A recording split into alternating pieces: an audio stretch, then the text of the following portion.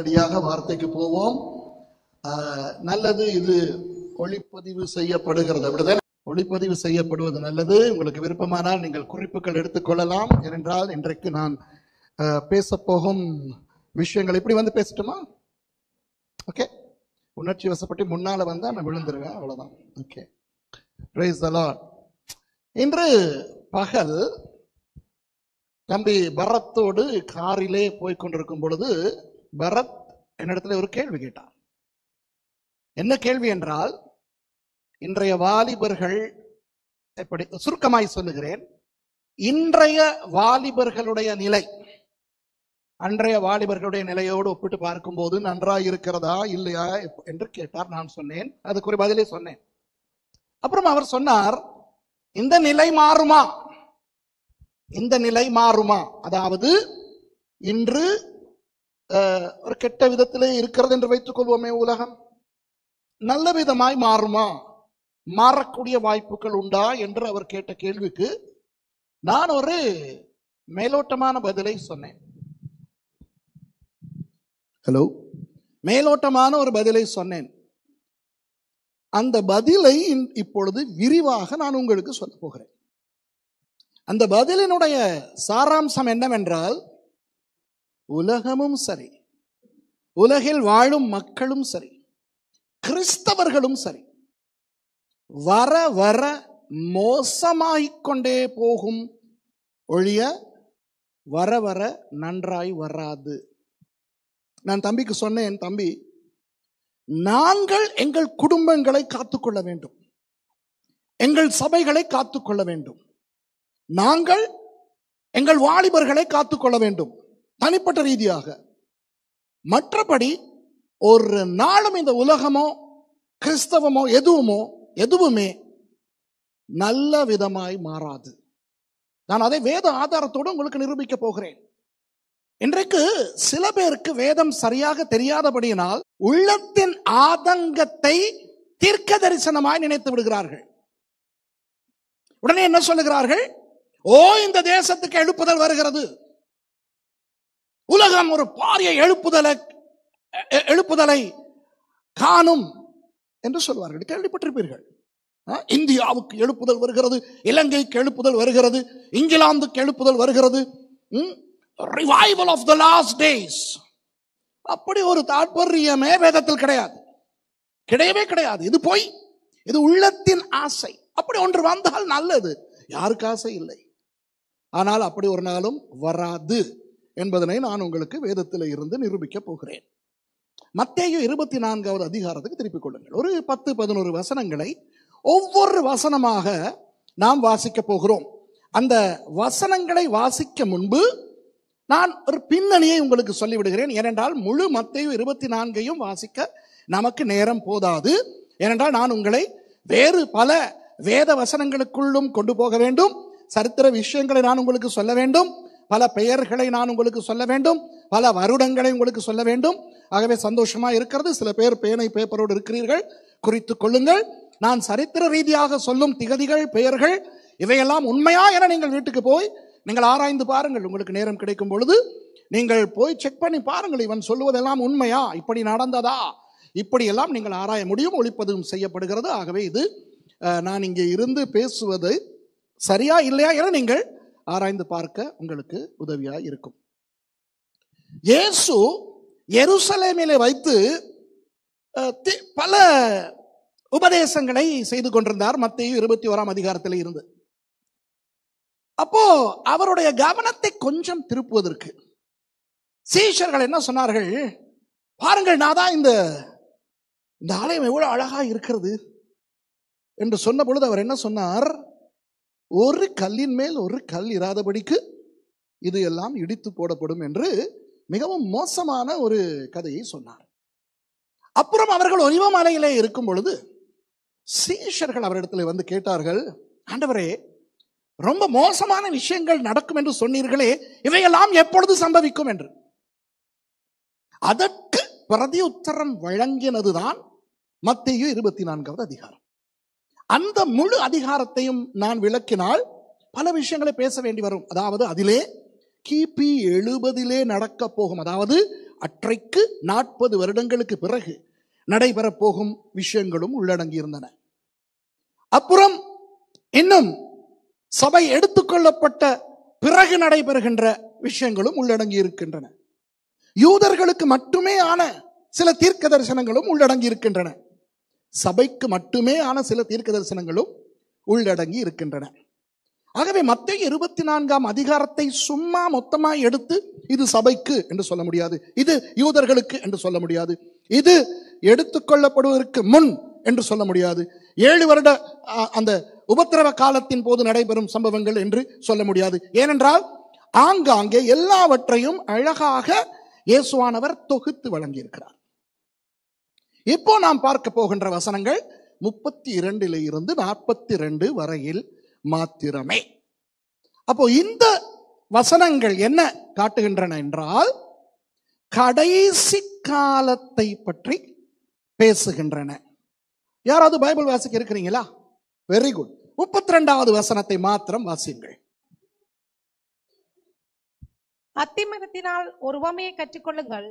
அதிலே இளங்களை தோன்றி துளிர் விடும் போது வசந்த காலம் சமீபமாயிற்று என்று அறிவீர்கள்.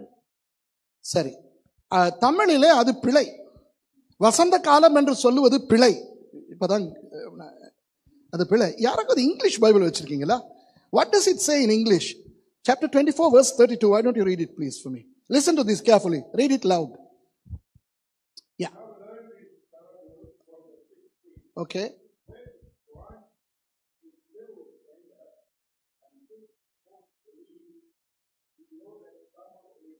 Summer is near. Summer is not Vasanta Kalam. Vasanta Kalam is spring, correct?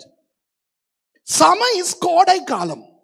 ஆகவே தமிழ் மொழிபெயர்ப்பு அந்த இடத்திலே வசந்த காலம் என்று சொல்லி இருப்பது பிழை, கோடை காலம் என்று வர வேண்டும். என்றால் கிரேக்க மொழியிலே இருக்கிற சொல் சரியாக ஆங்கிலத்திலே சமர் என்று மொழிபெயர்க்கப்பட்டிருக்கிறது.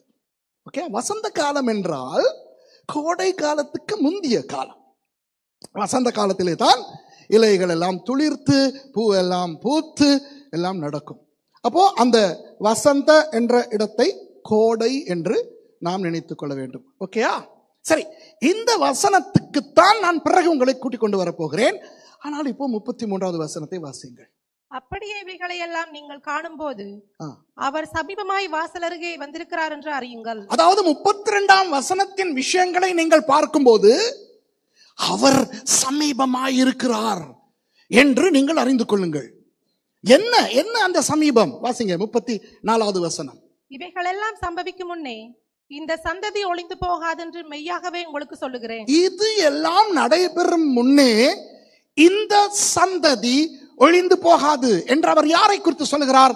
யூதர்களை குறித்து சொல்லுகிறார். யாரை குறித்து சொல்லுகிறார்?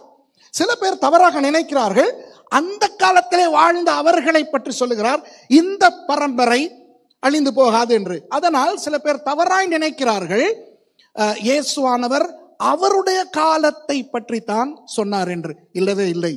அவர் சொன்ன சந்ததி எந்த சந்ததி? யூதர்கள் என்ற அந்த சந்ததி. பிசாசுக்கு நம்மை விட அதிகமாக வேதம் தெரியும், உண்டா இல்லையா? அதனால் பிசாசு அந்த சந்ததியை அழிப்பதற்கு எப்பொழுதும் முயற்சி செய்து கொண்டே இருப்பான். இப்போ கூட அவன் முயற்சி செய்கிறானா இல்லையா? இன்று கூட இஸ்ரவேலை இல்லாமலாக்க வேண்டும், அழித்தொழிக்க வேண்டும் என்று அவன் கங்கணம் கட்டிக்கொண்டு இல்லையா? ஆகவே இது ஒன்றும் புதிதல்ல. என்றைக்கு ஆண்டவர் ஆதியாகமம் 3:15 ஸ்திரீயின் வித்துக்கும் உன் வித்துக்கும் பகை உண்டாக்குவேன் என்று சொன்னாரோ, அன்றிலிருந்து இன்று வரை, ஏன் சபை எடுத்துக்கொள்ளும் நாள் வரை சாத்தான் இஸ்ரவேலை அழிக்க முயற்சி செய்து கொண்டே இருப்பான். ஆனால் அந்த முயற்சி நிறைவேறுமா? சொல்லுங்க. என்ற தெய்வமே, என்னத்தையோ முழிஞ்சு அது இങ്ങനെ இருக்கிற மாதிரி நோ, ஒரு நாள் நடக்காது. ஏன்?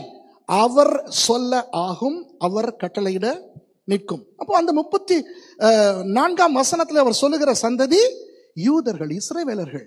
அவர்களுடைய அந்த சந்ததி இருந்து கொண்டே இருக்கும். அடுத்த வசனத்தை வாசிங்க.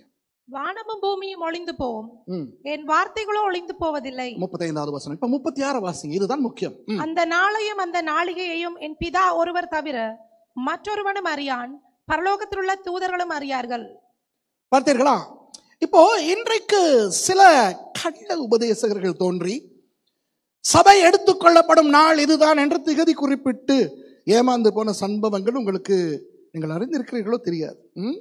அவ்வப்போது எவனாவது தோன்றுவான். அமெரிக்காவிலே, இந்தியாவிலே, ஆப்பிரிக்காவிலே வருவான்.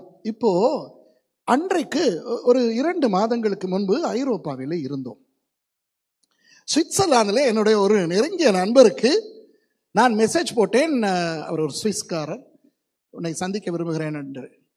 சந்திக்க முடியாமல் போய்விட்டது. எனக்கும் நிறைய வேலை. ஆகவே அங்கிருந்து போய்விட்டோம். அப்போ அவருக்கு நான் மெசேஜ் போட்டேன், உன்னை சந்திக்க முடியாமல் போய்விட்டது, நான் கவலைப்படுகிறேன், அடுத்த முறை சந்திப்போம் என்று. அவர் எனக்கு பதில் போடுகிறார், ஒரு சுவிட்சர்லாந்து வெள்ளைக்காரர், நன்றாய் வேதம் கற்றவர், இங்கிலாந்திலே வேதாகம கல்லூரியிலே படித்தவர், ஒரு பெரிய ஊழியக்காரர், பெரிய பாஸ்டர். இதில் கேவலம் என்னவென்றால் என்னுடைய நெருங்கிய நண்பர் வேறு. சுரேஷ், அக்டோபர் 3 சபை எடுத்துக்கொள்ளப்பட போகிறது. ஆகவே அதற்கு முன்னே உன்னை சந்திக்க முடியாது. சபை எடுத்துக்கொள்ளப்பட்ட பிறகு மேலே வைத்து சந்திப்போம் என்று எனக்கு எழுதியிருந்தார். அந்த மெசேஜ் இன்னும் இருக்கிறது எனக்கு. 4 செய்தி ஒன்றை அனுப்பினேன், என்ன நடந்தது என்று. வருது பதில், ஒரு சின்ன மிஸ்கால்குலேஷன், பட் டோன்ட் வரி என்று. அவர் எனக்கு சொல்றார் டோன்ட் வரி என்று. இப்போ நான் என்ன சொல்லுகிறேன் என்றால், அவனுக்கு ஒரு ஏதாவது ஒரு பேய் புகுந்து விடும். அப்புறம் திகதி குறிப்பார்கள். இங்கே இயேசுவானவர் என்ன சொல்கிறார், அந்த நாழிகையும் பரலோகத்தில் இருக்கிற தேவதூதர்களுக்கே தெரியாதாம், ஆனால் இங்கே இருக்கிற சில நபர்களுக்கு தெரியுமா. மொக்கு சம்பவம். சரி, இப்ப பாருங்க 37வது வசனம். நோவாவின் காலத்தில் எப்படி நடந்ததோ அப்படியே மனுஷகுமாரன் வரும் காலத்திலும் நடக்கும். இதுதான் நான் தம்பி பாரத்துக்கு கொடுத்த பதிலினுடைய சாராம்சம். நான் என்ன சொன்னேன் என்றால், நோவா காலத்தை போல என்றைக்கு இந்த உலகம் வருமோ அப்பொழுது முடிவு வரும். இப்போ எப்படிப்பட்ட ஒரு உலகத்தில் வாழ்ந்து கொண்டிருக்கிறோம்? கெட்ட ஒரு உலகம். ஆமாவா இல்லையா? இப்போ பெரியவர்கள், நாம் சிறு வயதில் வாழ்ந்த உலகமா இப்பொழுது இருக்கிறது?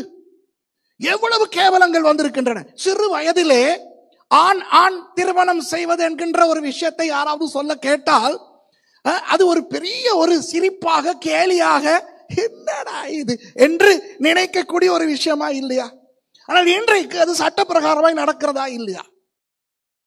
அப்புறம் ஆண் பெண்ணாய் மாறுவது, பெண் ஆணாய் மாறுவது, இதெல்லாம், இந்த கேவலங்கள் எல்லாம் இன்றைக்கு நடக்கின்றனவா இல்லையா? அப்போ இன்றைக்கு உலகத்திலே எவ்வளவு அசுத்தங்கள், பாவங்கள் பெருகிவிட்டன நம்முடைய சின்ன காலத்தோடு ஒப்பிடும் போது.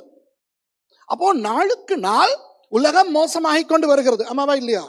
ஆனால் ஒன்றை சொல்லுகிறேன், இன்னும் நோவா காலத்தை போல 100% மோசமாய் மாறவில்லை. எதன் அடிப்படையிலே சொல்லுகிறேன்? இந்த வசனத்தின் அடிப்படையிலே.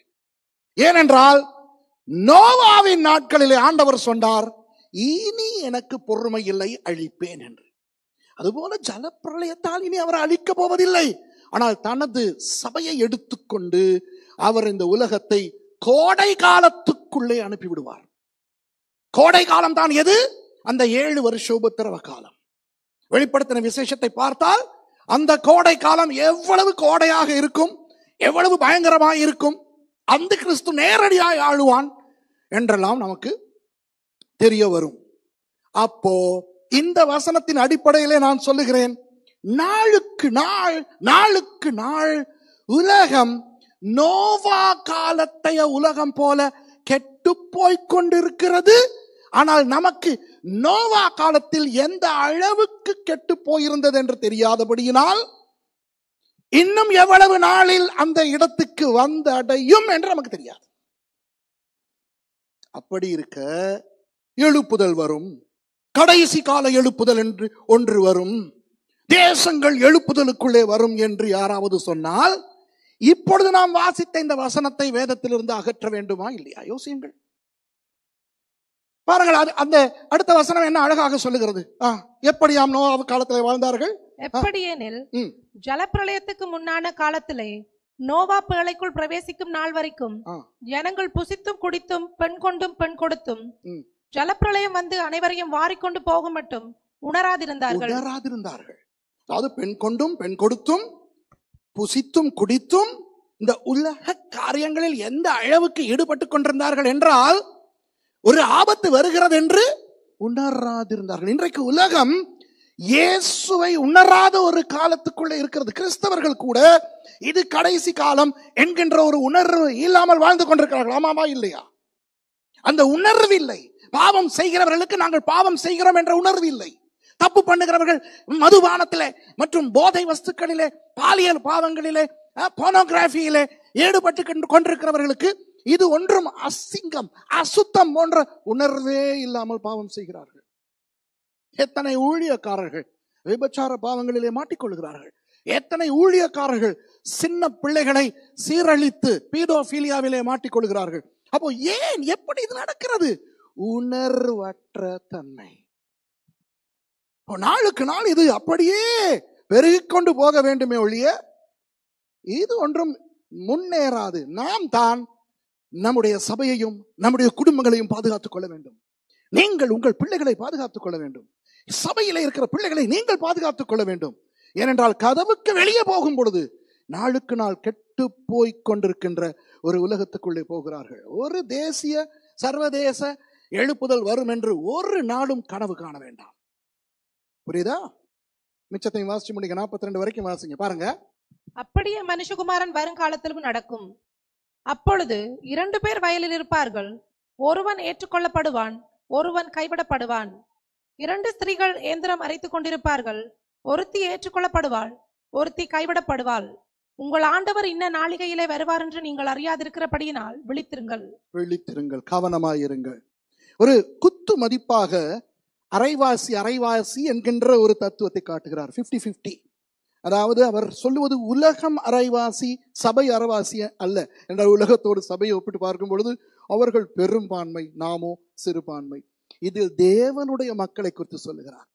தேவனுடைய மக்களில் சரிபாதி கைவிடப்பட்டு போகும் அளவுக்கு அவர்கள் உணராமல் பாவங்களிலே வாழுவார்கள். இப்ப புரிகிறதா? அப்போ நான் சொன்னது உண்மையா இல்லையா? ஒரு தேசிய அல்லது சர்வதேச எழுப்புதலை நாம் எதிர்பார்க்க முடியுமா?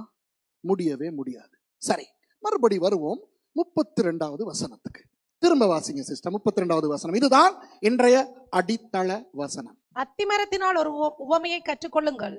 அதிலே இளங்கிளை தோன்றி துளிர்விடும் போது வசந்த காலம் சமீபமாயிற்று என்று, கோடை காலம் சமீபமாயிற்று என்று அறிந்து கொள்வீர்கள். சரி, இந்த இடத்திலே அத்தி மரம் என்று இயேசுவானவர் குறிப்பிடுவது யாரை என்று நினைக்கிறீர்கள்? சொல்லுங்க பார்க்கலாம்.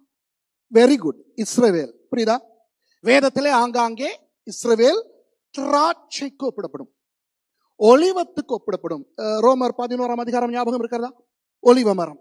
அவர்கள் நாட்டொலிவம், நாம் காட்டொலிவம். இந்த இடத்திலே இஸ்ரவேல் யாராம்? அத்தி மரம். இப்போ நீங்கள் எரேமியா 24க்கு போனால், போக வேண்டாம், சும்மா சொல்லுகிறேன், குறித்துக் கொள்ளுங்கள். எரேமியா 24 நீங்கள் பார்த்தால் இஸ்ரவேலர்கள் அத்தி பழங்களுக்கு ஒப்பிடப்படுவார்கள். இந்த இடத்திலே இயேசுவானவர் இஸ்ரவேலை அத்தி பழங்களுக்கு ஒப்பிடவில்லை, அத்தி மரத்துக்கு ஒப்பிடுகிறார். அவர் சொல்லுகிறார், இளங்கிளையும் இலைகளும். பழத்தை பற்றி அவர் பேசவில்லை. ஏன் என்று சொல்லுங்கள். பழம் என்றால் பிரயாணம் பண்ணக்கூடியது. பழத்தை நீங்கள் இஸ்ரவேலிலே கொய்து ஐரோப்பாவுக்கு அனுப்பலாம். இன்று கூட நீங்கள், எனக்கு தெரியவில்லை, இந்த நியூசிலாண்டிலே ஜாஃபா ஆரஞ்சஸ் என்று வருமா எனக்கு தெரியவில்லை, உலகெல்லாம் போகிறது. World's best oranges are called Jaffa oranges. அது இஸ்ரவேல் ஆரஞ்சு. ஐரோப்பாவில் போனால், அமெரிக்காவில் போனால் சூப்பர் மார்க்கெட் வழியே இந்த ஜாஃபா ஆரஞ்சு இருக்கும். அதை ஆய்வது எங்கே? இஸ்ரவேலிலே. ஆனால் இஸ்ரவேலிலே கொய்யப்படுகின்ற பழங்கள் வேறு நாடுகள் வரைக்கும் பிரயாணமாய் போக முடியுமா? முடியாதா? முடியும். எந்த ஒரு பழத்தையும் ஏற்றுமதி செய்ய முடியும். ஆனால் ஒரு மரத்தை ஏற்றுமதி செய்ய முடியுமோ? ஒரு மரத்தின் வாது, ஒரு மரத்தின் கிளையை, அந்த கிளையில் தோன்றும் இலைகளை நீங்கள் வெட்டினால் அது செத்துவிடும், பட்டுவிடும். ஆமாவா இல்லையா? ஒரு அத்தி மரத்தின் கிளையை இஸ்ரவேலில் வெட்டுகிறீர்கள் என்று வைத்துக் கொள்வோம். அந்த கிளையை கொண்டு போய் வேறொரு நாட்டிலே நீங்கள் பசுமையாய் வைத்திருக்க முடியாது. அத்தி இலைகளை ஆய்ந்து கொண்டு போனால் அது அப்படியே செத்து போய்விடும். புரிகிறதா? அப்போ இஸ்ரவேலை குறித்து இந்த இடத்திலே இயேசுவானவர் பேசும் பொழுது என்ன சொல்லுகிறார்? இஸ்ரவேல், இந்த அத்தி மரம் துளிர்விடப்படும் போது, அதன் கிளைகள் தோன்றி அந்த இலைகள் துளிர்விடும் போது என்று சொல்லும் பொழுது, இந்த தேசத்திலே இஸ்ரவேலர்கள் நடப்பட்டு துளிர்விடும் போது என்று குறிப்பிடுகிறார். புரிகிறதா? பழங்களை பற்றி அவர் பேசவில்லை. கிபி 70ஆம் ஆண்டு இஸ்ரவேலர்கள் சிதறடித்து முழு உலகத்துக்கும் சிதறி போனார்கள் அகதிகளாக. வெஸ்பசியன் என்று சொல்லுகின்ற ரோம பேரரசன் தனது மகனான தீத்தஸை அனுப்பி பல லேகியோன் ராணுவத்தை எருசலேமுக்கு அனுப்பி இஸ்ரவேலர்களை அழித்தொழிக்க கட்டளையிட்டான். எருசலேம் எரிக்கப்பட்டது. அதற்கு 40 வருடங்களுக்கு முன் இயேசுவானவர் கிபி 30 சொன்ன தீர்க்க தரிசனம் நிறைவேறியது. ஒரு கல்லின் மேல் ஒரு கல் இராதபடிக்கு எருசலேம் முழுமையாய் அழிக்கப்பட்டது. இஸ்ரவேலர்கள் எல்லாரும் சிதறி போனார்கள். ஓகேயா? இப்போ இயேசுவானவர் என்ன சொல்லுகிறார்? அத்தி மரம். சிஸ்டர், அந்த முதல் துண்டை திரும்ப வாசிங்க. நல்லா கவனிங்க, நல்லா கவனிங்க. அப்படியே அத்திமரத்தினால் ஒரு உவமையை கற்றுக்கொள்ளுங்கள்.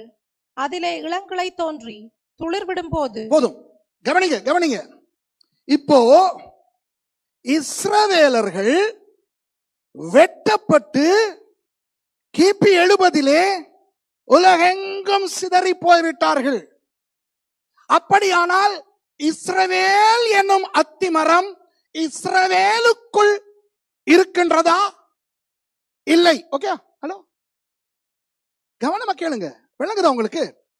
கிபி 70 இஸ்ரவேல் என்கின்ற அத்திமரம் இஸ்ரவேலை விட்டு முழுமையாக வேரோடு பிடுங்கப்பட்டு தூக்கி எறியப்பட்டு விட்டது.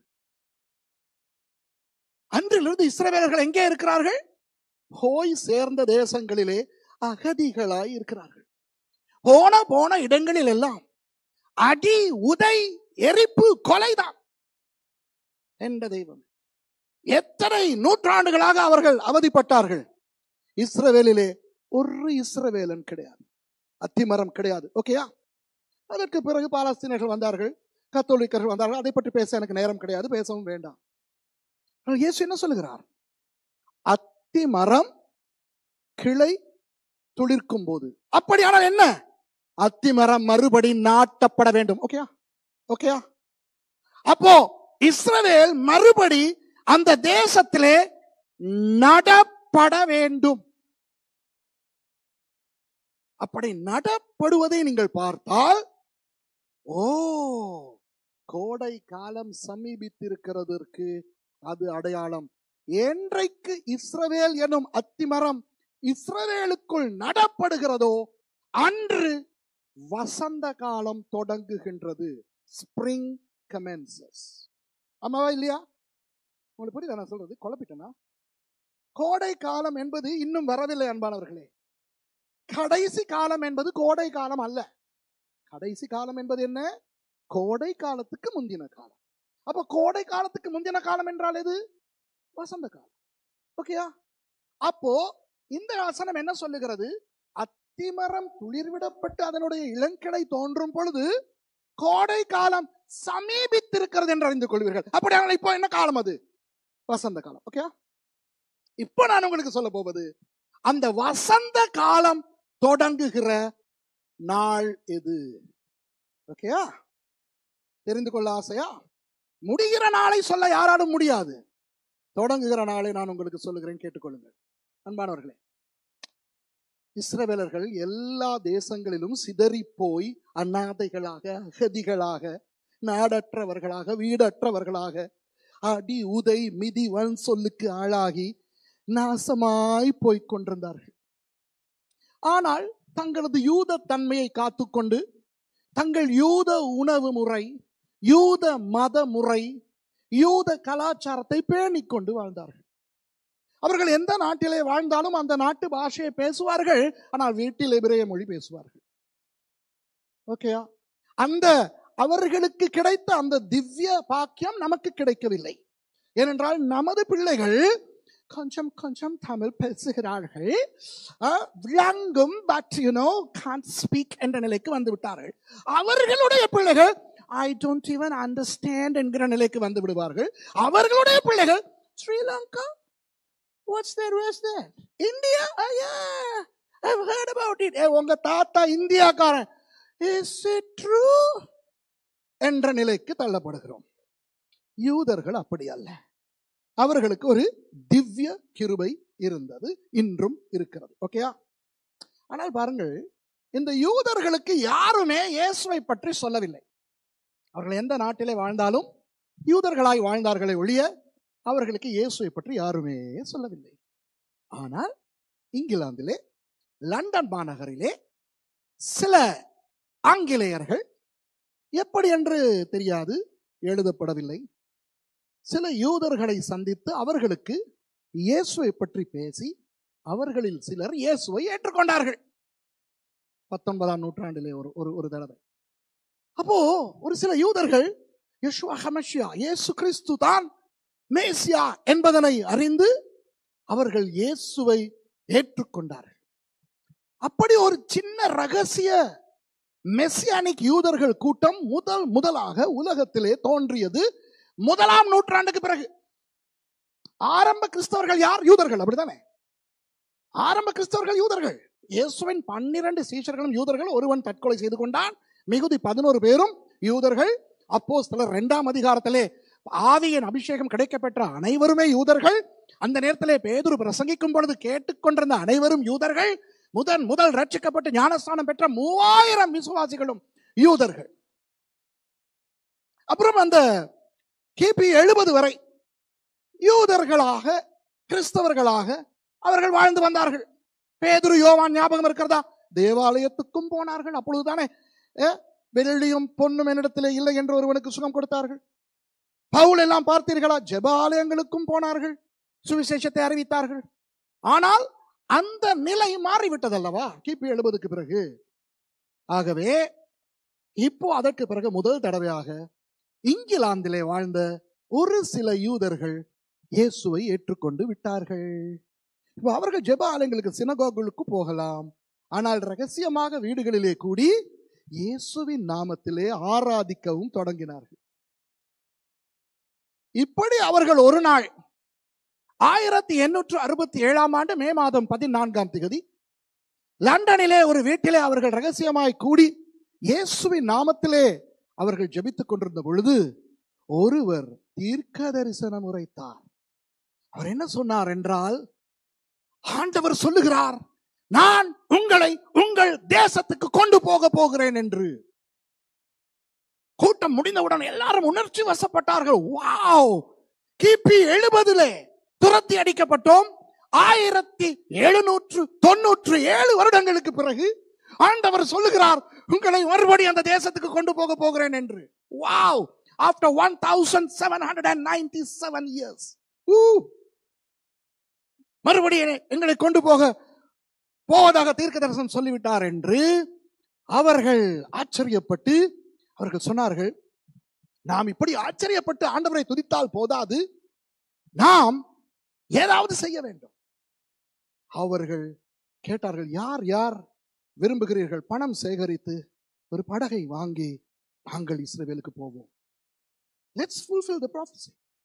நாம் அல்லவா யூதர்கள், நாமே போவோம் என்று 2 மாதங்களில் கிபி 70க்கு பிறகு முதல் தடவையாக யூதர்கள் கூட்டம் ஒன்று ஒரு கப்பலிலே வந்து இன்று டெல் அவிவ் என்று சொல்லப்படக்கூடிய அந்த கடல் கரையிலே இறங்கினார்கள். வாவ்! அந்நேரத்திலே அந்த இஸ்ரவேல் தேசத்தை பாலஸ்தீனா என்று அழைத்து அதை ஆண்டு கொண்டிருந்தவர்கள் துருக்கியர்கள். ஆட்டோமன் எம்பையர் என்று சொல்வார்கள், ஆட்டோமன் டர்க்ஸ். அதை ஆட்சி செய்தவர் ஒரு சுல்தான். அவருக்கு பொருளாதார நெருக்கடி இருந்தது. இவர்கள் அந்த சுல்தானை தேடி போனார்கள். அந்த சுல்தான் இடத்திலே கேட்டார்கள், நாங்கள் இங்கிலாந்திலே இருந்து வருகிறோம், எங்களுக்கு இந்த இடத்திலே ஏதாவது காணி நிலம் விற்பனை செய்கிறீர்களா என்று. சுல்தானுக்கு சந்தோஷம் தாழவில்லை. அவன் பொருளாதார நெருக்கடியில இருக்கும் பொழுது இங்கிலாந்தை சேர்ந்த சிலர் வந்து காணி கேட்கிறார்கள் என்று அவன் ஒரு சின்ன காணியை எருசலேமுக்கு வெளியே பெரிய தொகைக்கு விற்றான். அந்த யூதர்கள் கூட்டம் ஒரு காணியை விலைக்கு வாங்கி அங்கு குடி அமர்ந்தார்கள். ஓகே, எப்போ 1867 ஆண்டு ஜூலை மாதத்திலே. புரிகிறதா? கவனிங்கள். அப்போ இந்த சுல்தான், இவர்கள் யார் என்று தெரியாது, பிரிட்டிஷ்காரர்கள் என்றுதான் அவனுக்கு தெரியும். உங்களுக்கு தெரியுமா, இதுதான் யூதர்கள் நிலம் விலைக்கு வாங்கின 3வது சந்தர்ப்பம். முதல் சந்தர்ப்பம் எது? சாராள் மரித்த பொழுது ஆபிரகாம் ஏத்தியர்களிடத்திலே மக்பெலா குகையை கேட்கிறார் விலைக்கு. அவர்களை இலவசமாய் கொடுக்க முற்படும் பொழுது ஆபிரகாம் சொல்லுகிறார், இல்லை, நான் பணம் கொடுத்து வாங்குவேன் என்று பணம் கொடுத்து வாங்கி அந்த ஹெப்ரோன் என்றும் கெகியாத் அர்பா என்றும் சொல்லப்படுகின்ற அந்த இடத்திலே அந்த நிலத்தை ஆபிரகாம் விலை கொடுத்து ஏத்தியர்களிடத்திலிருந்து வாங்கினார். ஆமாவா இல்லையா? இரண்டாவது சந்தர்ப்பமாக தாவீதுக்கு ஆண்டவர் சொல்லும் பொழுது, நான் உனக்கு காண்பிக்கும் அந்த மோரியா மலையிலே போய் நீ எனக்கு பலி செலுத்து என்று, அந்த நேரம் அந்த மோரியா மலையை சொந்தமாய் வைத்திருந்த எபூசியர்களின் ராஜா அரவுனாவிடத்துக்கு தாவீது போகிறார். ஒர்னான் என்ற பெயர் பெற்ற அந்த அரவுனா, நான் இலவசமாய் இந்த நிலத்தை தருகிறேன் என்று சொன்ன பொழுது தாவீது சொல்லுகிறார், கிடையாது என்று பணம் கொடுத்து வாங்கி பிற்காலத்தில் சாலமோனுடைய தேவாலயம் நின்றிருந்த அந்த மோரியா மலையை தாவீது விலை கொடுத்து வாங்கினார். மூன்றாவது தடவையாக சரித்திரத்திலே 1867 ஆண்டு ஜூலை மாதத்திலே இந்த பிரித்தானிய மெசியானிக் யூதர்கள் எருசலேமுக்கு வெளியே ஒரு நிலத்தை சுல்தான் இடத்திலே விலை கொடுத்து வாங்கினார்கள். ஓகே, இப்போ நான் உங்களுக்கு ஒரு விஷயத்தை சொல்ல போகிறேன். என்னவென்றால், லேவியராகமம் 25வது வசனத்துக்கு திருப்பிக் கொள்ளுங்கள், அதிகாரத்துக்கு திருப்பிக் கொள்ளுங்கள். லேவியராகமம் 25வது அதிகாரம் ஒரு 10வது வசனத்திலே இருந்து வாசிப்போம். 10வது வசனத்திலிருந்து வாசிப்போம். நன்றாய் கவனியுங்கள். 50ஆம் வருஷத்தை பரிசுத்தமாக்கி தேசமெங்கும் அதன் குடிகளுக்கெல்லாம் விடுதலை கூற கடவீர்கள். வாவ்! 50ஆம் வருஷத்தை பரிசுத்தமாக்கி தேசத்து குடிகளுக்கெல்லாம் விடுதலை கூற கடவீர்கள். விடுதலை கூற கடவீர்கள். எப்படி? வாசிங்க. அது உங்களுக்கு ஜூபிலி வருஷம். ஜூபிலி, எல்லாரும் சொல்லுங்க சத்தமா, ஜூபிலி. ஓகே. அதிலே உங்களில் ஒவ்வொருவனும் தன் தன் காணியாட்சிக்கும் தன் தன் குடும்பத்துக்கும் திரும்பி போக கடவன். கவனிங்க, அது போதும் சிஸ்டம். மிச்சம் உங்களுக்கு வேண்டுமானால் பிறகு வாசித்து பாருங்கள். அவன் எங்கே போக வேண்டும்? தன் தன் காணியாட்சிக்கும் தன் தன் குடும்பத்துக்கும் போக வேண்டும். விளக்குகிறேன், கேளுங்கள். உங்களுக்கு தெரியும், ஒவ்வொரு 7ஆம் நாளும் என்ன நாள்? ஓய்வு நாள். எபிரேய மொழியிலே ஷபாத். அதே போல ஆண்டவர் சொன்னார், ஒவ்வொரு 7ஆம் வருடமும் ஷபாத் வருடம். ஷபாத் என்றால் என்ன அர்த்தம்? ஓய்வு. அப்போ 7ஆம் வருடங்கள் நீங்கள் விதைக்க மாட்டீர்கள், அறுக்க மாட்டீர்கள். முதல் 6 வருடங்களிலும் நீங்கள் அறுவடை செய்ததை அனுபவித்து இன்பமாய் கழிப்பீர்கள். ஷபாத். ஓகே. இப்போ இந்த ஷபாத் வருடங்களை 7ஆக பெருக்குங்கள். அதாவது 7 ஷபட்டுகளுக்கு போங்கள். 7 ஷபட்டுகள் என்றால் எத்தனை வருடங்கள்? 49 வருடங்கள். அதாவது 7வது ஷபட் வருடம் வருகிறது அல்லவா, அதற்கு பெயர் ஷமீட்டா ஷபட். எழுதுறவங்க எழுதிக்கிறது, ஷமீட்டா ஷபட். ஏனென்றால் அது ஒரு முக்கியமான வருடம், 7வது ஷபட். அதற்கு அடுத்த வருடத்துக்கு அவர்கள் வைத்த பெயர் ஷவ்யாட் அல்லது பெந்தகோஸ்தே வருடம். ஓகே, பெந்தகோஸ்தே நாள் வேறு, பெந்தகோஸ்தே வருடம் வேறு. அந்த 50வது வருடத்துக்கு தான் யொவேல் என்று பெயர் வைத்தார்கள். ஆங்கிலத்திலே ஜூபிலி என்றும் தமிழிலே யூபிலி என்றும் இருக்கிறது. அப்போ யூபிலி வருடம் என்று சொல்லும் போது அது எத்தனாவது வருடம்? 50வது வருடம். 50வது வருடம் அவன் காணியாட்சிக்கு போக வேண்டும், அவன் குடும்பத்துக்கு போக வேண்டும். ஓ என்ன என்று சொல்லட்டுமா? பிறகு அவர்கள் வாக்குத்தத்தம் பண்ணப்பட்ட தேசத்துக்குள் வந்த பிறகு தேசம் அவர்களுக்கு பங்கிட்டு கொடுக்கப்பட்டது. சொல்லுவோமே, நாம் தான் இஸ்ரவேல் ஜனங்கள் என்று கோத்திரமாக அந்த பிறவி இந்த பிறவி என்று 12ஆக பிரித்து கொடுக்கப்பட்டது. இப்போ எனக்கு பண தட்டுப்பாடு வந்து விட்டது. நான் சகோதரியின் இடத்துக்கு வருகிறேன், வந்து சொல்கிறேன், சிஸ்டர், எனக்கு ஒரு பெரிய தொகை பணம் கடனாய் கொடுக்க முடியுமா என்று. அப்போ நான் என்னுடைய நிலத்தை அவருக்கு ஈடு வைத்து நான் அந்த பணத்தை பெற்றுக்கொள்கிறேன். அப்புறம் அந்த சிஸ்டர் பாவம் ஒவ்வொரு நாளும் என் வீட்டுக்கு ஏறி இறங்குகிறார். சுரேஷ், வாங்கின கடனை எப்பப்பா கொடுக்க போற? கொஞ்சம் டைம் தாங்க சிஸ்டர், டைம் தாங்க சிஸ்டர், டைம் தாங்க சிஸ்டர் என்று சொல்லிக் கொண்டிருந்த பொழுது யூபிலி வருடம் வந்து விட்டது. யூதர்களுடைய சட்டம் என்ன? அவன் தன் தன் காணியாட்சிக்கு திரும்ப வேண்டும். அக்கா, சட்டப்படி மூப்பர்கள் முன்னிலையில், பிரதான ஆசாரியன் முன்னிலையில் என்னுடைய காணியை எனக்கு திரும்ப கொடுக்க வேண்டும். அப்போ நான் அவரிடத்துல வாங்கின கடன் கப்புட். ஆகவே யாராவது வந்து என் காணியை ஈடு வைத்து கடன் வேண்டும் என்று சொன்னால் முதல்ல அவர்கள் பார்ப்பார்கள் யுபிலி வருடம் எப்பொழுது. ஒரு 4-5 வருடங்களுக்கு முன்புதான் யுபிலி வந்து போயிருக்கிறது என்றால் பயமில்லாமல் கொடுப்பார்கள். ஏன், இன்னும் 45 வருடங்கள் இருக்கின்றன அடுத்த யுபிலிக்கு. ஆனால் இன்னும் 5-6 வருடங்களிலே யுபிலி வரப்போகிறது என்றால் ஒருவனும் காணி பத்திரத்தை எடுத்துக்கொண்டு கடன் கொடுக்க மாட்டான். ஏன்? அவன் தன் தன் காணி ஆட்சிக்கு திரும்ப வேண்டும். புரியுதா?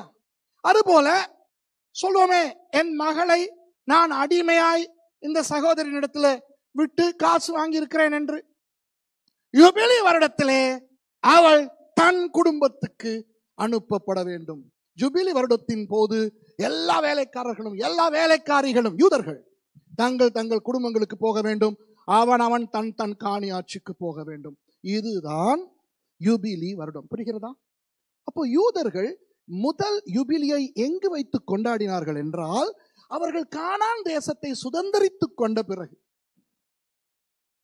அதற்கு பிறகு 50 வருடங்களாக அவர்கள் யுபிலியை கொண்டாடி கொண்டே வந்தார்கள்.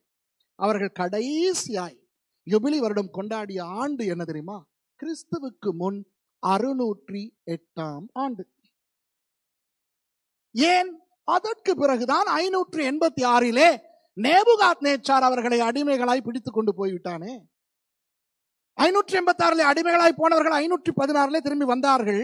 வந்ததற்கு என்ன? அவர்களுக்கு ராஜா இருந்தாரா? இல்லை. ராணுவம் இருந்ததா? இல்லை. அவர்களை ஆண்டவர்கள் யார்? அந்நியர்கள், பெர்சியர்கள்.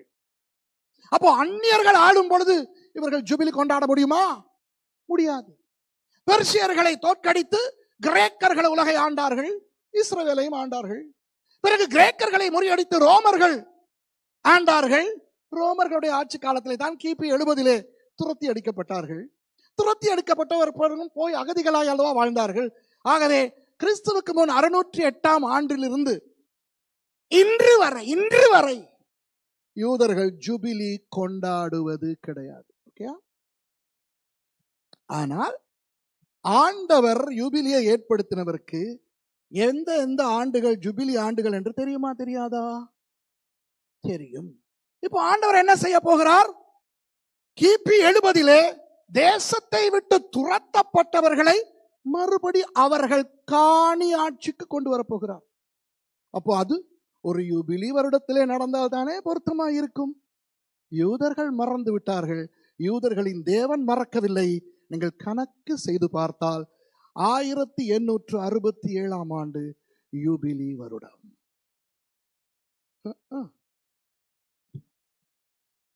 I should have said this in America. People would have just jumped. Ah, glory, hallelujah. நம்ம ஆக்களுக்கு என்ன 1867 யூபிலி வருடமோ? இடியப்பம் காயுது, சீக்கிரம் முடியப்போ. எனக்குதா எந்த தெய்வமே, என்ன ஆயிருக்கு உங்களுக்கு? 1867ஆம் ஆண்டு ஒரு ஜூபிலி வருடம். ஜூபிலி வருடத்தில் ஆண்டவர் யூதர்களுக்கு சொல்லுகிறார், உங்களை நான் உங்கள் தேசத்துக்கு கொண்டு போவேன் என்று. வாவ்! அப்போ தேங்க்யூ, 2 பேர் உணர்ச்சி வசப்பட்டுட்டாங்க. Wonderful, wonderful. உங்களுக்கு விளங்குதா? அப்போ இப்போ எனக்கு சொல்லுங்கள், அத்திமரம் 1797 ஆண்டுகளுக்கு பிறகு அத்திமரம் மறுபடி போய் எருசலேமுக்கு வெளியே ஒரு இடத்திலே நடப்படுகிறது. Wow wow wow! 1867 விளங்குதா? அந்த ஜூபிலி வருடம், அந்த வருடத்திலே தான் வசந்த காலம் தொடங்குகிறது. புரியுதா உங்களுக்கு? இப்போ பிறகு அந்த ஆட்டோமான் துருக்கியர்கள் அறிந்து கொள்கிறார்கள் இவர்கள் யார் என்று. ஓ, இவர்கள் தான் இங்கு நமக்கு முன்னே வந்து வாழ்ந்தவர்களா, ஆகவே இவர்களை இனி வைக்கக்கூடாது என்று தொடங்கிய பிரச்சனை தான் இன்று வரை ஓடிக்கொண்டிருக்கின்ற இஸ்ரவேல் பாலஸ்தீன பிரச்சனை. இஸ்ரவேலர்களை துரத்த வேண்டும் என்று கங்கணம் கட்டி கொண்டிருப்பவர்கள் எந்த ஒரு இனத்தவர்களும் இல்லை, எந்த ஒரு மதத்தினவர்களும் அல்ல, எந்த ஒரு நாட்டினரும் அல்ல, பிசாசு. ஆகவே தனக்கு யாரெல்லாம் அந்தந்த நேரத்தில் அவனால் பயன்படுத்த முடியுமோ அவர்களை பயன்படுத்தி எப்படியாவது இஸ்ரவேலர்களை அழிக்க வேண்டும், அந்த இடத்திலே யாரை வேண்டுமானாலும் மற்றவர்களை ஸ்தாபிக்க வேண்டும் என்பதுதான் பிசாசினுடைய நோக்கம். ஆனால் ஆண்டவர் விடுவாரோ? இல்லை. அவர் என்ன சொன்னார்? அத்திமரம் துளிர் விட்டு இளங்கிளை தோன்றும் போது. இது 1867 ஆண்டு நடந்தது. இப்போ இதர தேசத்தில் வாழ்ந்த யூதர்கள் கொஞ்சம் கொஞ்சமாக கேள்விப்படுகிறார்கள், எம்மவர்கள் சிலர் இப்பொழுது எமது நாட்டுக்கு போய்விட்டார்கள் என்று. இந்த காலத்தில் என்றால் வாட்ஸ்அப்பிலே, இன்ஸ்டாகிராமிலே, சோசியல் மீடியாவிலே உடனுக்குடன் அறிந்து கொள்வார்கள். 1867 இவையெல்லாம் இல்லை. ஆகவே செய்தி மிக மெதுவாக போனது. ஆனால் யூதர்கள் கொஞ்சம் கொஞ்சமாக திரும்ப ஆரம்பித்தார்கள். அவர்களுடைய முதல் பாரிய மேல் வருகை 1881 82 ஆண்டுகளில் நடந்தது. The first அலியா என்று சொல்லுவார்கள். இல்லைங்களா? இப்போ முதலாம் உலக யுத்தம் தொடங்கியது எந்த வருடத்திலே? 1914 ஆண்டு முதலாம் உலக யுத்தம் ஜெர்மனியிலே தொடங்கியது. அந்த யுத்தம் 4 வருடங்கள் நடந்து 1918 ஆண்டு முடிந்தது. 1917 ஆண்டு பிரித்தானிய ராணுவம் ஒட்டோமன் துருக்கியர்களை தோற்கடித்து இன்று இஸ்ரவேல் என்றும் ஜோர்டன் என்றும் சொல்லக்கூடிய அந்த முழு பிரதேசங்களையும் கைப்பற்றி கொண்டது. பிரித்தானிய மன்னன் 5ஆம் ஜார்ஜ் அந்த பிரதேசத்தின் ஆளுநராக சர் பெல்ஃபர், ஆர்தர் பெல்ஃபர் என்பவரை நியமிக்கிறார். ஓகே. 1917 ஆண்டு பெல்ஃபர் டிக்ளரேஷன் என்று ஒன்று எழுதப்படுகிறது. என்ன தெரியுமா? யூதர்களுக்கு தனி நாடு ஒன்றை கொடுக்க வேண்டும் என்று. அந்த வருடத்திலே அந்த பிரதேசத்தின் யுத்தத்தை மேற்கொண்ட ராணுவ தளபதியாகிய ஜெனரல் எட்மண்ட் அலன்பி என்பவர் 1917 ஆண்டு குதிரையிலே எருசலேமுக்கு வந்தார். ஜாஃபா கேட்டுக்கு வெளியே குதிரையிலிருந்து இறங்கி அவர் சொன்னார், இது என் கர்த்தருடைய நகரம், குதிரை மீதேறி நான் உள்ளே சவாரி செய்ய மாட்டேன் என்று கால்நடையாய் உள்ளே பிரவேசித்தார். உள்ளே பிரவேசித்தவர் ஒரு பேச்சை ஆற்றினார். 7 மொழிகளில் மொழிபெயர்க்கப்பட்டது. அந்த பேச்சில் அவர் சொன்னார், 50 வருடங்களுக்கு முன்பு யூதர்கள் இங்கே வந்தார்கள், ஆனால் அவர்கள் எருசலேமுக்குள்ளே வர தடை விதிக்கப்பட்டிருந்தது. இப்பொழுது நாங்கள் ஆட்சியை பிடித்து விட்டோம், இப்பொழுது நாங்கள் ஆளுகிறோம், இன்றிலிருந்து யூதர்கள் எருசலேமுக்கு உள்ளே வரலாம் என்று. யூதர்கள் ஆரவாரத்தோடு சந்தோஷத்தோடு எருசலேமுக்குள்ளே வந்தார்கள். ஆண்டு எது? 1917 யூபிலி ஆண்டு. பாத்தீங்களா? 1867 அதிலிருந்து 50, 77, 87, 97, 1907, 1917. பாருங்கள், மறுபடி காணி ஆட்சியின் இன்னும் ஒரு படியை ஆண்டவர் அவர்களுக்கு கூட்டிக் கொடுத்தார். எருசலேமுக்கு உள்ளே முதல் தடவையாக வந்து விட்டார்கள். ஆனால் அவர்களுக்கு எருசலேமுக்குள்ளே காணி நிலங்களை வாங்குகின்ற அந்த அனுமதி இன்னும் கிடைக்கவில்லை.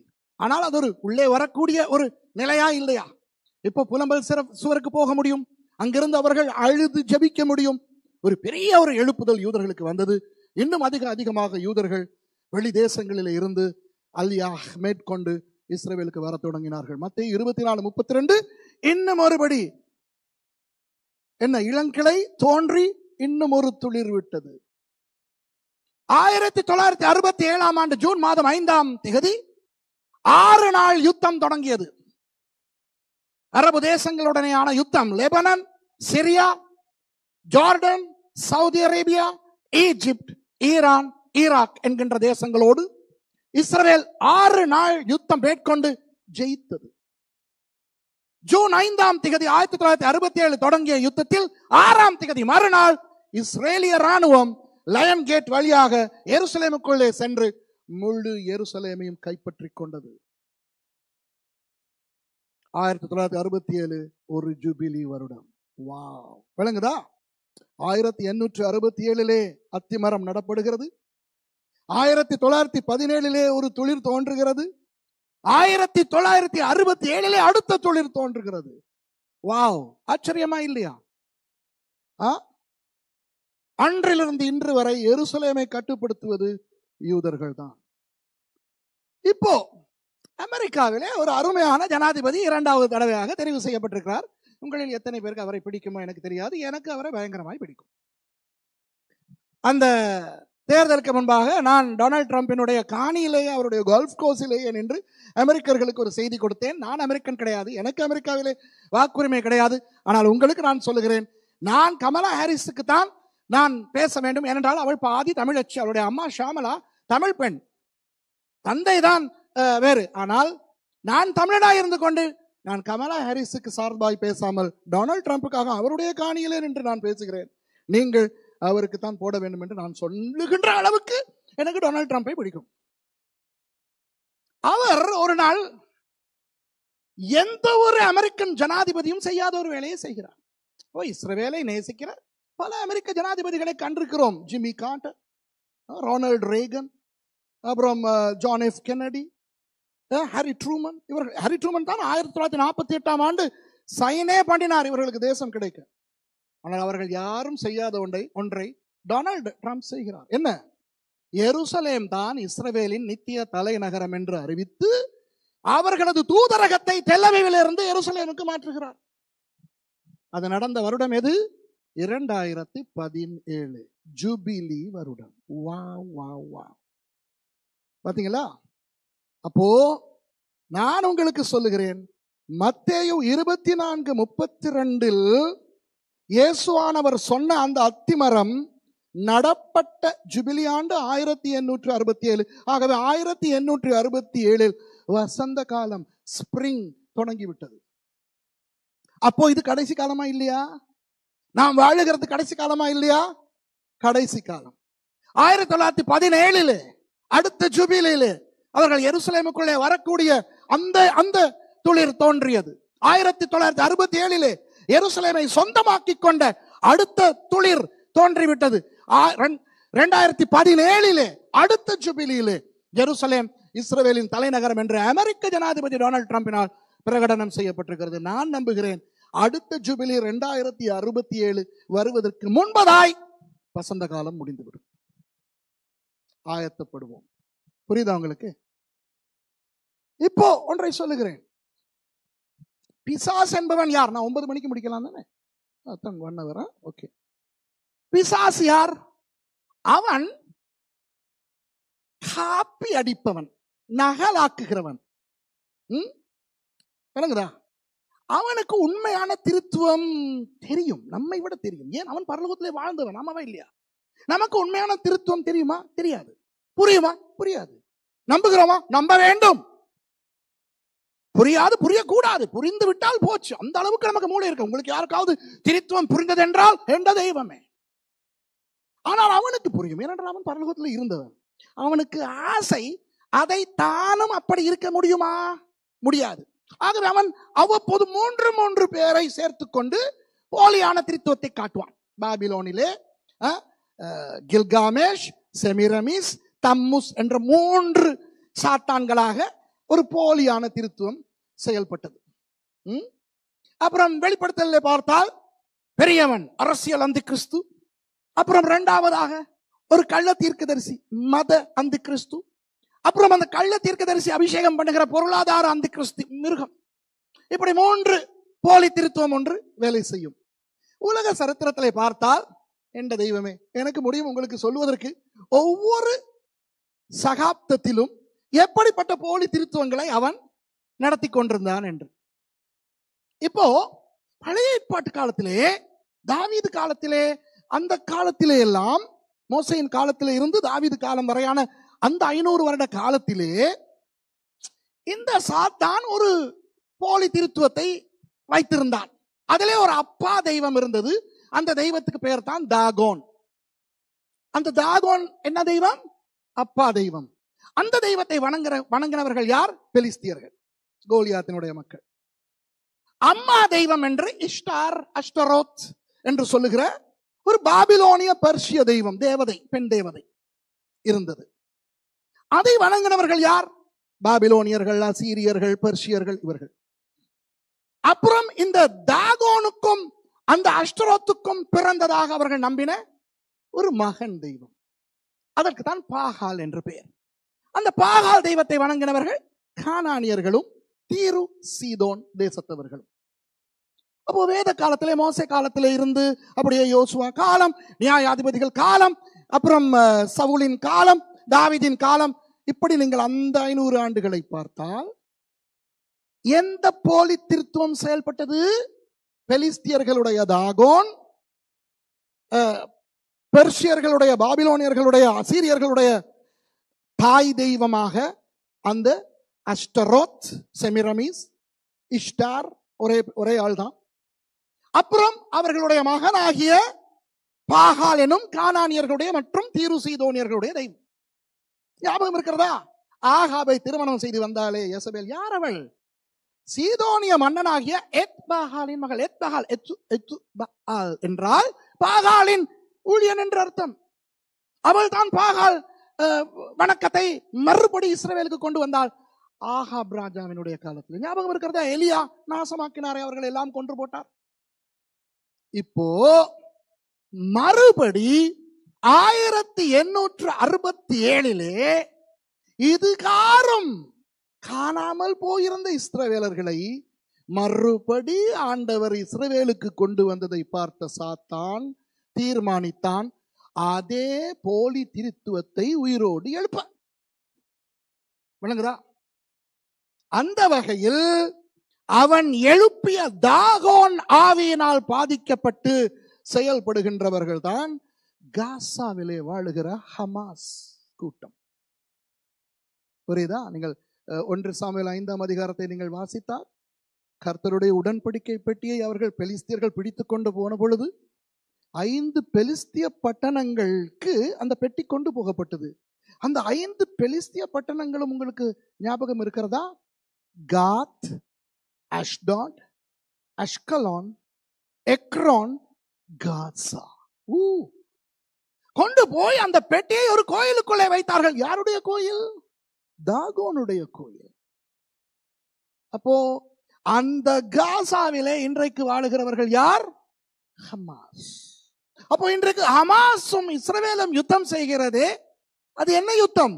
தாகோனும் இஸ்ரவேலின் தேவனும் பழைய ஏற்பாட்டிலே செய்த யுத்தம். அந்த ஒரு யுத்தத்திலும் பெலிஸ்தியர்கள் வெல்லவில்லை. குட்டி தாவீது, பிரம்மாண்டமான கோலியாத், யார் வென்றது? பெலிஸ்தியர்களோடு யுத்தம் வந்த போதெல்லாம் இஸ்ரவேலர்கள் ஜெயித்தார்கள். அன்றைய பெலிஸ்தியர்கள் பூமியிலேயே இல்லை. ஆனால் அங்கு வாழுகின்ற பாலஸ்தீனர்களை பெலிஸ்தியர்களாக நம்ப வைத்து தாகோனின் ஆவியை பிசாசு எழுப்பிவிட்டார். ஓகேயா? இப்போ மேலே லெபனானிலே இருந்து தாக்குகிறார்களாம். யார் அவர்கள்? ஹெஸ்புல்லா. ஓகே, நீங்கள் செய்திகளை பார்த்தால் நீங்கள் இப்படி காண்பீர்கள். இஸ்ரேலிய விமானங்கள் சென்று சீதோனை தாக்கினது, தீருவை தாக்கினது. பாத்தீங்களா நியூஸ்? அப்போ அன்றைய தீரு சீதோன் இன்றும் எங்கே இருக்கிறது? லெபனானிலே. தீரு சீதோனிலே இருந்து இஸ்ரவேலை தாக்கின அந்த பிசாசு எது? பாகால். சீதோனின் ராஜாவின் மகள் அல்லவா யேசபேல்? அப்போ ஹெஸ்புல்லா அமைப்பை தூண்டிவிட்டு இன்றைக்கு இஸ்ரவேலை அழிக்க பிசாசு எழுப்பி இருக்கிற அந்த பிசாசு எது? பாகால். இப்போ அப்பனையும் மகனையும் இயக்குகின்றவள் தாய். நம்முடைய குடும்பங்களிலே தான் அப்படி என்றால் அங்கும் அப்படித்தான். ஆமாவா இல்லையா? இல்லையா? ஏதோ அநேகமாக இல்லை, எவ்வளவுதான் நம்ம தலையா இருந்தாலும் அன்பான சகோதரர்களே, நம்ம தலை தான். ஆனா நம்மளை ஆற்றுறதே நம்ம உடம்பு தானே. ஆமாவா இல்லையா? அங்கேயும் அப்படிதான். அப்பன் தாகோனையும் மகன் பாகாலையும் முழுமையாக ஆட்டி படைக்கின்ற அந்த அம்மா பிசாசு எது? அந்த அஷ்டரோத் என்றும் இஷ்டார் என்றும் சொல்லப்படுகிற பிசாசு எது உங்களுக்கு உதவி செய்கிறேன். எஸ்தர் என்ற பெயர் என்ன பெயர்? இஷ்டார். அந்த எஸ்தர் என்கின்ற பெண்ணின் உண்மையான பெயர் என்ன? ஹதாசா, தமிழிலே அத்சால். அவளுடைய பெர்ஷிய பெயர் தான் என்ன? எஸ்தர். எந்த பெயர்? சத்தமா சொல்லுங்க. பெர்ஷியா. அப்ப இஷ்டார் என்பது எந்த நாடு? பெர்ஷியா. பெர்ஷியா என்றால் இன்றையது ஈரான். இப்போ விளங்குகிறதா ஈரான் ஏன் ஹமாஸையும் ஹெஸ்புல்லாவையும் இயக்கிக் கொண்டிருக்கிறது என்று? அப்போ இன்றைக்கு அங்கு நடக்கின்ற யுத்தம் வேறொன்றும் அல்ல, மெய்யான இஸ்ரவேலின் தேவனாகிய திரித்துவ தேவனுக்கு விரோதமாய் தாகோனின் ஆவியும் பாகாலின் ஆவியும் இஷ்டாரின் ஆவியும் சேர்ந்து செயல்படுகிறது. ஆனால் ஆண்டவர் விடுவாரா? இல்லை. அப்போ நமக்கு அந்த யுத்தத்தை பார்க்கும் பொழுது என்ன தெரிகிறது? சாத்தான் இந்த இளங்கிளை தோன்றி இருக்கின்ற இந்த அத்தி மரத்தை சாய்க்க பார்க்கிறான். சாயுமா? சாயாது. அப்போ ஒரு ஒரு வசனத்தை நான் வாசிக்க விரும்புகிறேன். அதுவும் உபாகமத்துக்கு நீங்கள் போனால் 29வது அதிகாரத்துக்கு போங்க. ஒரு வசனத்தோடு நான் முடிக்கிறேன். உபாகமம் 29ஆம் அதிகாரத்திலே 22வது வசனத்தை நீங்கள் தெளிவாய் வாசிக்க வேண்டும். சிஸ்டர் ரொம்ப கவனமா தெளிவா வாசிங்க. நான் கேள்வி கேட்க போறேன். அந்த ஆட்டுக்கடா, ஐயோ அந்த மைக்ல வாசிக்கட்டோமா பிளீஸ்? உபாகமம் 29. இவங்க ஆட்டுக்கறியிலேயே நிக்கிறாங்க பாருங்க. பாவம், பசியில இருக்கிறாங்க போல இருக்கு. குற்றவாளி நான் தான். சாப்பிட வேண்டிய நேரத்தில் இன்னும் பேசிக் கொண்டிருக்கிறேன். அப்பொழுது உங்களுக்கு பின் எழும்பும் தலைமுறையான உங்கள் பிள்ளைகளும்.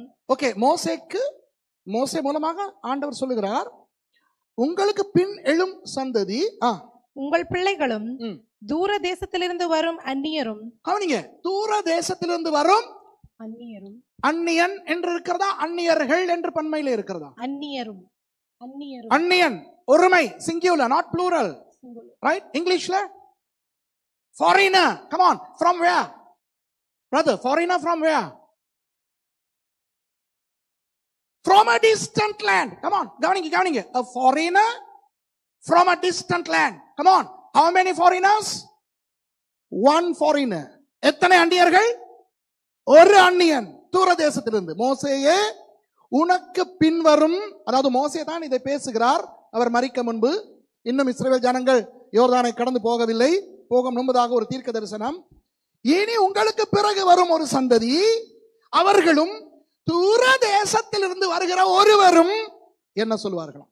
இந்த நீங்கள் சுவீகரிக்க போகிற நாட்டை பார்த்து, கர்த்தர் இந்த தேசத்துக்கு வருவித்த வாதைகளையும் நோய்களையும் காணும் போதும், கர்த்தர் தமது கோபத்திலும் தமது உக்கிரத்திலும் சோதோமையும் குமாராவையும் அத்தமாவையும் செபோயையும் கவிழ்த்து போட்டது போல இந்த தேசத்தின் நிலங்களெல்லாம் விதைப்பும் விளைவும் யாதொரு பூண்டின் முளைப்பும் இல்லாதபடிக்கு கந்தகத்தாலும் உப்பாலும் எரிக்கப்பட்டதை காணும் போது.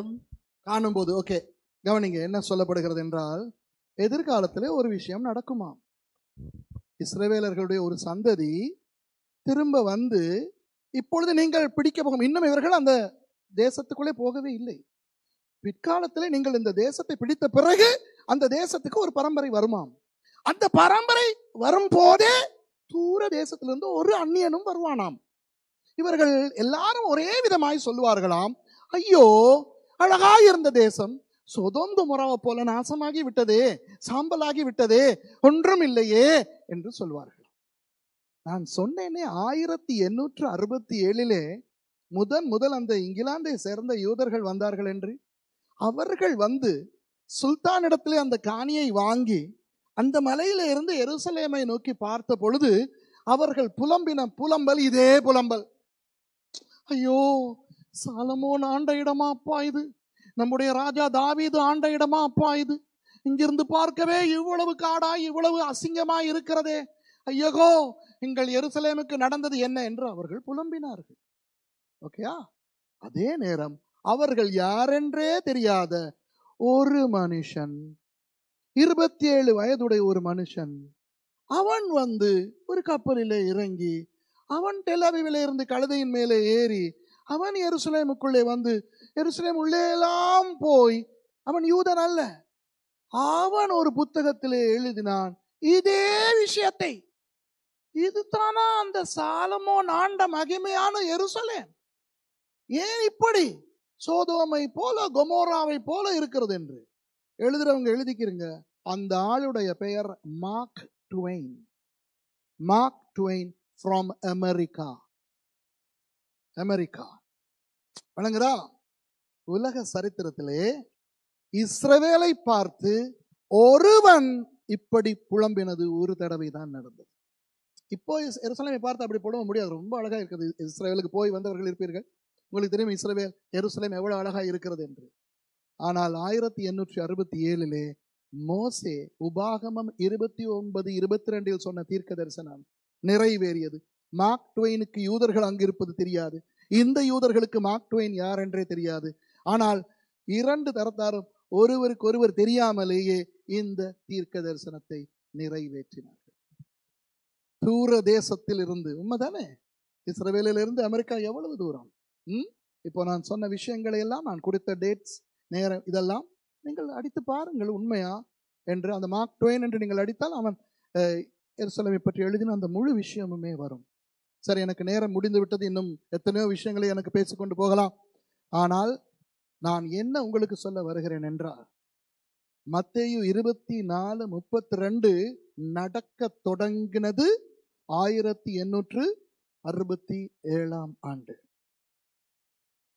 250 வருடங்களுக்கு மேலாய் இப்பொழுது நாம் வசந்த காலத்திலே வாழ்ந்து கொண்டிருக்கோம். புரியுதா? இந்த 250 வருடங்கள் இஸ்ரவேலர்கள் இஸ்ரவேலுக்குள்ளே அவர்கள் வாழ்ந்த விதத்தை நீங்கள் பார்த்தால், அவர்கள் துளிர் விட்டு கிளை விட்டு அவர்கள் நாளுக்கு நாள் வளர்ந்து கொண்டுதான் வருகிறார்கள். ஆனால் உங்களுக்கு தெரியும், பிசாசு எப்படியெல்லாம் முயற்சித்து சதாம் ஹுசைன் மூலமாக இஸ்ரவேலை அழிக்க பார்த்தான் 79ஆம் ஆண்டு. அதற்கெல்லாம் முன்பு அடால்ஃப் ஹிட்லர் மூலம் 39 45 வரை 60 லட்சம் யூதர்களை கொன்று குவித்தான் பிசாசு. எத்தனையோ ஸ்பானிஷ் இன்டிஃபாடா, அதன் மூலமாக எத்தனையோ முயற்சிகளை சாத்தான் மேற்கொண்டாலும் இன்று வரை அத்தி மரம் துளிர் விட்டு கொண்டு இளங்கிளை விட்டு கொண்டிருக்கிறது. ஆகவே நாம் கவனமாய் இருப்போம். உலகம் இன்னும் இன்னும் இன்னும் மோசமாய்த்தான் போகும். கடைசி கால எழுப்புதல் என்றொன்று கிடையவே கிடையாது. ஏமாந்து போக வேண்டாம். வேதத்தில் இல்லை. யாராவது உங்களுக்கு சொன்னால் வேதத்தில் இருந்து காட்ட சொல்லுங்கள். கிடையாது. There is no end time revival. There is an end time apostasy. விசுவாச கேடு தான் நடக்கும். நம்முடைய குடும்பங்களை காத்துக்கொள்வோம், நம்முடைய சபைகளை காத்துக்கொள்வோம், நம்முடைய பிள்ளைகளை காத்துக்கொள்வோம். பிள்ளைகளே, உங்களை காத்துக்கொள்ளுங்கள், உங்களுடைய விசுவாசத்தை காத்துக்கொள்ளுங்கள். சபை எடுத்துக்கொள்ளப்படுதல் இன்றும் நடக்கலாம், நாளையும் நடக்கலாம். ஏனென்றால் ஆண்டவர் ஒருவருக்கே தெரியும், நோவா காலத்தைய அந்த மீட்டரை இந்த உலகத்தின் கேடு என்றைக்கு தொடுகிறதோ அந்த நேரத்தில் அவர் சபையை எடுத்துக்கொண்டு விடுவார். கோடை காலம் உலகத்துக்கு தொடங்கிவிடும். ஓகே, ஒரு வித்தியாசமான பாடத்தை இன்று கற்றுக் கொடுக்கலாம் என்றுதான் நான் கற்றுக் கொடுத்தேன். கர்த்தர் உங்களை அபரிமிதமாய் ஆசீர்வதிப்பாரா. ஆமென். ஜெபம் பண்ணி முடிச்சிடவா? ஜெபம் பண்ணுவோமா? சர்வ வல்லமையுள்ள ஜீவனுள்ள தேவனே, இஸ்ரவேலின் தேவனாகிய கர்த்தாவே, நீங்கள் எங்களுடைய தேவன். எங்களை ஆவிக்குரிய இஸ்ரவேலாக நீங்கள் வைத்திருக்கிறீர்கள். அதற்காக உங்களுக்கு நன்றி செலுத்துகிறோம்.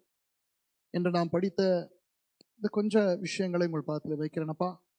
இந்த கடைசி காலத்திலே நாங்கள் மிகவும் கவனமாய் எங்களுடைய விசுவாசத்தை காத்துக்கொண்டு வாழ எங்களுக்கு உதவி செய்யும்படி ஜெபிக்கிறேன். அன்று உண்மையாக மத்தேயு 24 நீங்கள் சொன்ன விஷயங்களை உற்று கவனித்தால், ஒரு பக்கத்திலே உலகத்தை குறித்து ஒரு கவலை வரும். ஐயோ, எத்தனை பேர் அழிந்து கொண்டிருக்கிறார்கள். அது என்ன, எங்களை குறித்து ஒரு நிம்மதி வரும், காப்பாற்றப்பட்டு விட்டோமே என்று. ஆண்டவரே, இந்த கடைசி காலத்திலே முடிந்த அளவு ஆத்துமாக்களை ஆதாயம் செய்ய வேண்டும் அப்பா. அப்படி ஒரு சம்பவம், அந்த ஒரு சந்தர்ப்பம் எங்கள் அனைவருக்கும் நீங்கள் உருவாக்கி கொடுக்கும்படி ஜெபிக்கிறேன். இந்த அன்பானவர்களுடைய குடும்பங்களிலே, இவர்கள் அறிந்த நண்பர்கள் மத்தியிலே ரட்சிக்கப்படாமல் இருக்கின்றவர்களை எல்லாம் ரட்சிப்புக்குள்ளே கொண்டு வர இவர்களை பயன்படுத்துங்கள். இந்த சபையையும் நீங்கள் ஆசீர்வதிங்கள். எங்களுடைய குடும்பங்களை, எங்கள் சபைகளை, எங்கள் பிள்ளைகளை பாதுகாத்துக் கொள்ளுங்கள். ஆண்டவரே, காலம் சமீபமாக இருக்கிறது என்று மறுபடி ஒரு விசை நாங்கள் எங்களை ஞாபகப்படுத்திக் கொள்ள கொடுத்த கிருபைக்காய் நன்றி. உங்களுக்கு துதி, கனம், மகிமை அனைத்தும் உண்டாகட்டும். இயேசுவின் நாமத்தில் பிதாவே, ஆமென். God bless you.